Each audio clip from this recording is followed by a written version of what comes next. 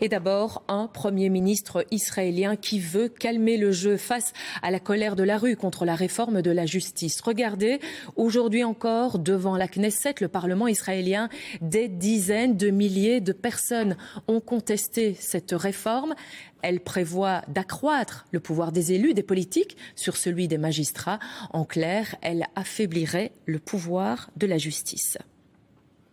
Et vous le voyez donc, la pression de la rue est très forte et le Premier ministre, je vous le disais, calme le jeu. Par téléphone, nous allons rejoindre Ariane Ménage, notre correspondante à Tel Aviv. Ariane, bonsoir. Benyamin Netanyahou a décidé de faire une pause dans cette réforme tant contestée. Oui, le Premier ministre israélien a pris la parole il y a moins d'une heure. Après 3 mois de contestation dans les rues du pays, Benyamin Netanyahou fait donc marche arrière. Il a annoncé ce soir le gel du vote de cette refonte du système judiciaire.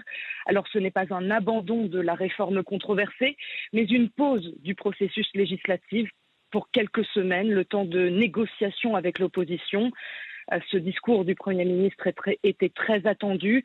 Il intervient effectivement après une nouvelle journée de mobilisation inédite dans le pays. Des centaines de milliers d'Israéliens sont sortis manifester à travers tout Israël. La centrale syndicale la plus importante du pays avait de son côté annoncé une grève générale affectant les hôpitaux, les écoles, les centres commerciaux. Depuis ce matin également, Ben Gurion, le seul aéroport international israélien, était complètement à l'arrêt.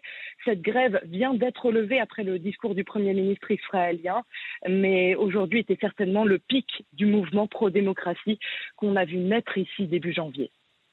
À vous, Ariane. Et je vous propose de découvrir votre reportage tourné avec Sharon Aronovitz. Vous êtes allée à la rencontre d'une catégorie toute particulière de manifestants opposés à la réforme de la justice.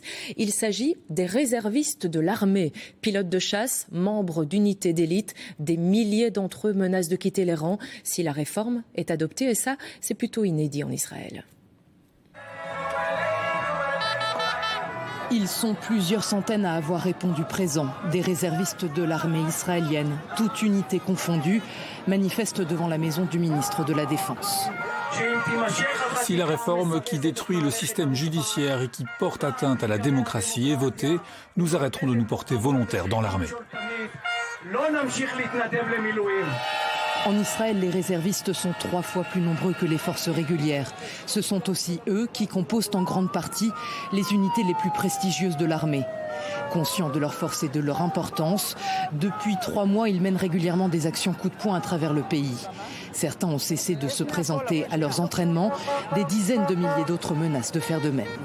L'un de nos entraînements a été annulé parce que les réservistes ne sont pas venus.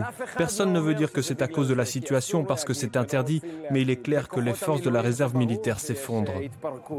Ron Scherf, ancien lieutenant-colonel, a fondé le groupe qui représente ces réservistes.